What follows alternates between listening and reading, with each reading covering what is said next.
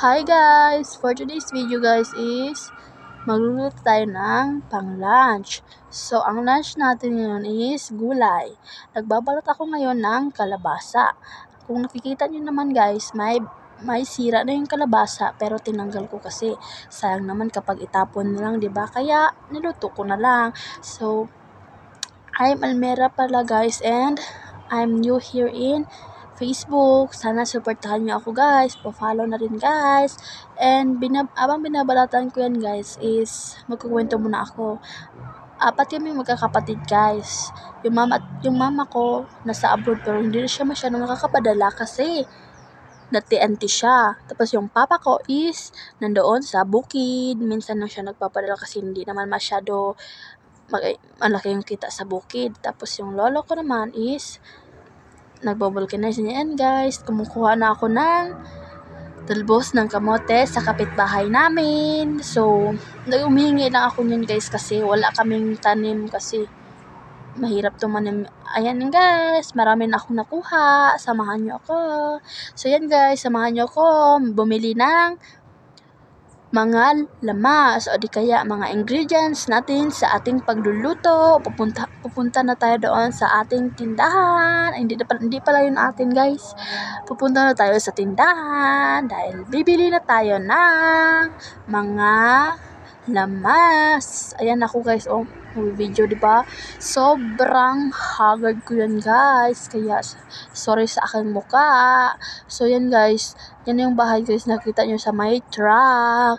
So fast forward na tayo guys. Ayan guys, nakabili na ako ng sibuyas, bawang, magic syrup, and oil o kaya mantika.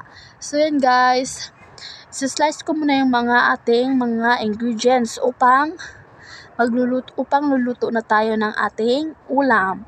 So ang una kong sinlice ay yung ating bawang. So pagkatapos ng bawang natin ay isa-second ko naman isa-slice is yung ating sibuyas. So sorry sa aking mukha guys kung ganyan talaga yung mukha ko guys. Sorry na sa mukha ko guys. So yun guys, tinatanggal ko na yung balat ng bawang kasi parang tinaktak ko lang bawang guys kasi hindi ko na siya pinaslice kasi mas malinamnam kasi kapag yung tinaktak mo lang siya. So yun guys, marami ang bawang guys kaya hindi madali magtanggal niyan. So ako lang mag-isa sa bahay guys kasi yung kapatid ko is naglalaro and yung ate ko ay may asawa na. So ako lang mag-isa, tapos yung lolo ko doon sa vulcanizing. Kaya magluluto ako ng ulam namin para pag uwi nila ay kakain na lang sila. So yun guys, malapit na akong matapos dyan sa bawang. So ang isusunod naman natin dyan guys is yung sibuyas. So guys, yan guys, tapos na ako. Isa-slice muna natin yan guys ng paliit. Yan guys, slice muna natin siya.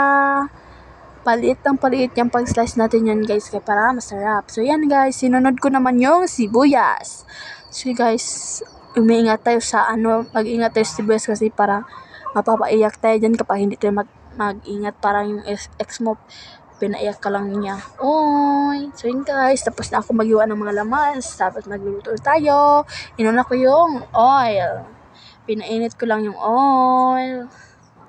So yun guys, sinunod ko yung bawang. So yan guys, sinunod ko yung bawang. Lulutuin muna natin yung bawang bago natin isunod yung sibuyas. So yan na guys, ginigisa ko na yung bawang. Lulutuin muna natin yan guys ng gold. Yan. Ihalo-halo muna natin guys. Pagkatapos ng bawang is sibuyas. Yan guys, nalagay ko na yung sibuyas. Halo-halo-haloin muna natin siya gaya ng bawang. So palulutuin muna natin yung ating mga lamas dahil yan yung nagpapasarap sa ating luto. So palulutuin muna natin yung ating lamas. Tapos ang next natin ilagay dyan mamaya is yung kalabasa. And sunod sa kalabasa is talbos ng kamote. Pagsunod sa talbos ng kamote is magtimpla na tayo. So yun guys, nilagay ko na yung kalabasa. Lambot natin yun guys kasi para okay lang yung tamang pagkalambot niya guys kasi papantay-pantay guys. Yan guys, sorry para sa kaldero namin guys, hindi ko kasi yan nalinis kasi busy kasi ako sa aking pag-school kasi second year high school na ako guys, hindi college kaya second year high school. So haluin muna natin yun siya guys hanggang sa lumambot siya. So yan guys, so kung nakikita nyo guys, sanay na ako kasi 7 years old pa lang ako, marunong ako magluto. Iniwan kami ng mama ko is 9 years old pa lang ako, tapos yung bunso namin is 9 months. So, yan guys, marunong na ako magluto dahil tinuturuan ako ng aking papa. Pero wala na yung papa ko dito kasi doon siya sa bukid, and wala na yung mama ko kasi doon siya sa abroad. Pero yung mama ko na TNT doon, kaya hindi siya masyadong kabadala, kaya minsan na lang kami nakakain ng masarap. So yan guys, nilagay ko na yung kamote.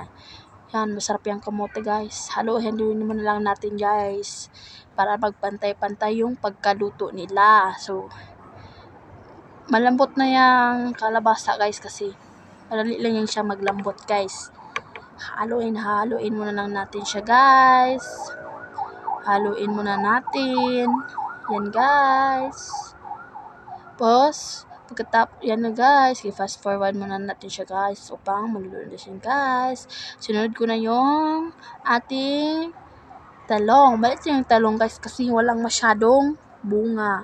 Kasi parang namamatay na yung puno niya guys kasi hiningi ko lang yun sa kapitbahay namin guys. Kaya wala tayong karapatang magreklamo. Kung anong meron dyan, yun na yun. So nilagyan ko na siya ng asin.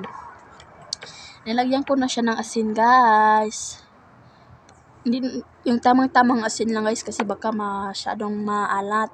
So next is magic syrup. So magic syrup yung next natin lagay guys kasi masarap yan kapag may magic syrup. Yan yung nagpapasarap sa kanya, parang magic. So yun guys, nilagyan ko na.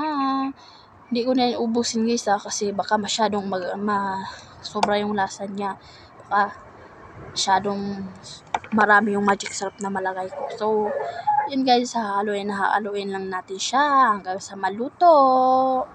Yun guys, natutumba pa yung lutuan natin. So, fast forward guys, nilagyan ko na yan ng tubig para may sabaw. Yan guys, kumukulo na siya. So, pagkukuluin muna natin yan guys. Tapos, luto na yan. So, yun guys, titikman ko muna. Okay, good na siya guys. Masarap siya. Sobrang sarap yun guys kapag niluto nyo yan guys sa bahay nyo. So yun guys, fast forward. Naluto na yan guys. So kakain na ako. Ito yung lunch ko guys and breakfast. Inisa ko na lang kasi hindi kasi ako maaga nagising. Tanghali na ako nagising kasi nag-ano kasi ako ng aking assignment. Wala pala kaming pasok ngayon guys kasi Sabado. So yan guys, kain po tayo.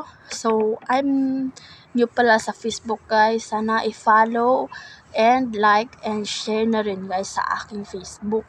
Sa aking video pala.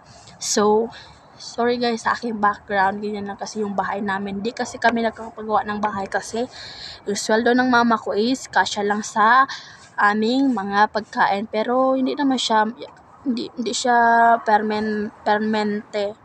Guys, hindi siya permanente na nagpapadala si wala siyang masyadong trabaho, nag-sideline lang siya doon kasi diba guys. So bye bye guys, love you, mama.